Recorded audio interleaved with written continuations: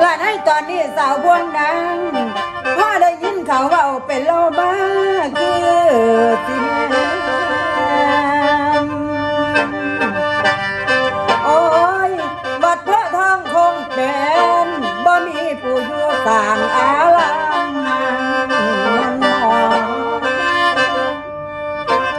หลวงพี่วันซึกมาจากลูกน้องแพ้ที่อยู่ของวัดเด้อน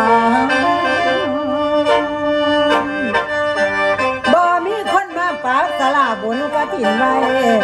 ขาดประตูในใจ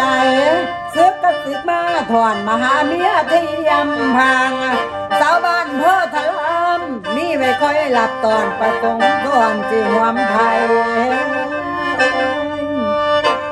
จะน้อมเอ๋ยโตที่พ่อรับได้ไอ้จานไม่บ่ได้หมอบาดว่าใส่เน้นพ่อได้ห่วมกันพันเกี่ยว